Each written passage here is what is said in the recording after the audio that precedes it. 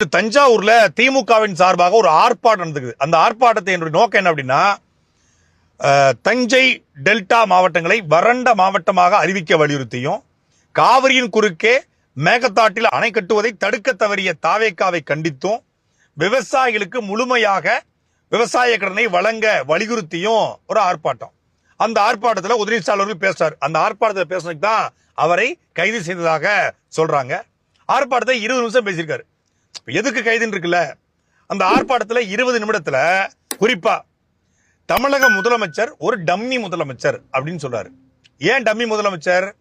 கடந்த ஆண்டு, அதுக்கு முதல் ஆண்டு, அதுக்கு முந்தின ஆண்டு 3 ஆண்டுகள்லயும் ஜூன் மாதம் 12ஆம் தேதி அன்றைய முதலமைச்சர் மு.க. ஸ்டாலின் அவர்கள் மேட்டூர்ல போய் அணையை திறந்து வச்சாரு.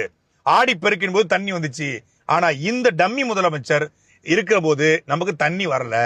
இப்ப ஆடி பெருக்கு தண்ணி இல்லாம நம்ம கொண்டாடிக்கிட்டு இருக்கோம் அப்படின்னு சொல்றாரு. இதுக்காக கைது செஞ்சிருக்காங்கன்னு பார்த்தா இல்ல. இன்னொரு கேள்வியை கேட்டிருக்காரு. இந்த ஆட்சி ஒரு தரங்கட்ட ஆட்சி.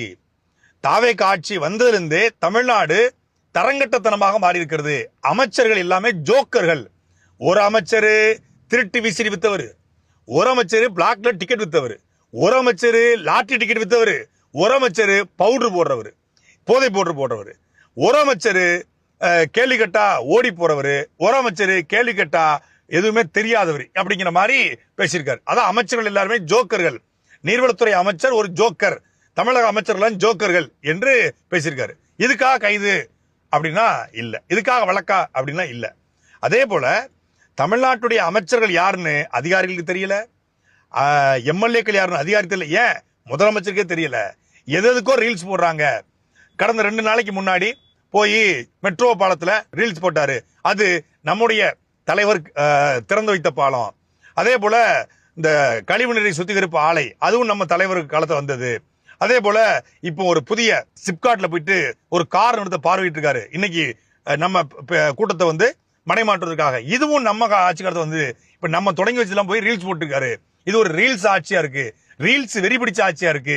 இந்த ரீல்ஸ் வெறியில பாத்ரூம் டாய்லெட்ல கூட போய் எம்எல்ஏக்கள் ரீல்ஸ் போடுறாங்க அப்படிங்கிற மாதிரி பேசியிருக்காரு. இதுக்காக வழக்கா, இதுக்காக கைதா அப்படின்னா அதுவும் இல்லை.